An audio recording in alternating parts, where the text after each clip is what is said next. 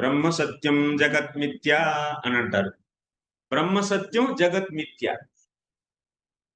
మిథ్య అంటే వాళ్ళ ఉద్దేశంలో ఏంటి? అంతా అంటే ఈ జగత్ అంతా కూడా, ఇప్పుడు మనం చూసే జగత్ అంతా కూడాను మిథ్యేనంట.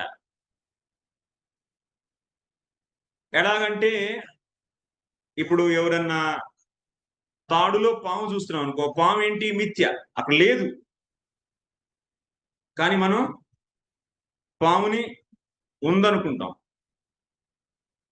సో అలాగే వీళ్ళ ఉద్దేశంలో ఏంటి? జగత్తు లేదు కానీ ఉందనుకుంటున్నాం.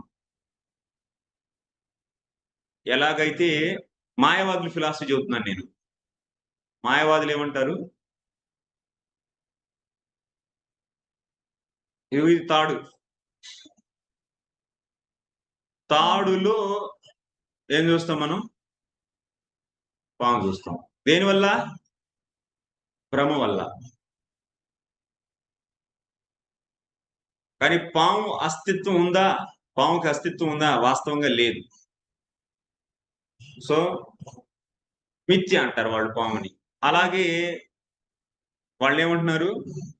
ఇక్కడ ఏమంటే తాడులో పామును చూస్తాం. అలాగే వాళ్ళేమంటారంటే మనమంట యాక్చువల్‌గా ఇదంతా బ్రహ్మం, సర్వం కల్విదం బ్రహ్మ. కానీ బ్రహ్మలో బ్రహ్మను చూడకుండా ఏం చూస్తున్నాం మనం?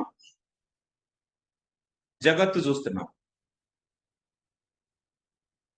తాడులో తాడుతనం చూడకుండా పాముతనం చూసాం గదా!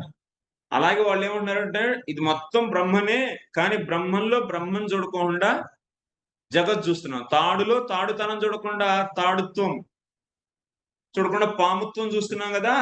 అలాగే బ్రహ్మలో బ్రహ్మను చూడకుండా జగత్ చూస్తున్నాం అని చెప్పి చెబుతున్నారు వాళ్ళు. ఎందుకంటే మనం బ్రహ్మలో, బ్రహ్మ సంబంధించిన జ్ఞానం లేక మనం బ్రహ్మను చూడకుండా సర్వం బ్రహ్మ. మనం జగత్ చూస్తున్నాం. కాబట్టి ఈ జగత్తు పాము ఏ విధంగా అయితే మిథ్య, అదే విధంగా ఈ జగత్తు కూడా మిథ్య అని చెప్పి చెబుతున్నారు వాళ్ళు. ఇది వాళ్ళ సిద్ధాంతం. మనమేమంటాం? జగత్ సత్యం, బ్రహ్మ సత్యం.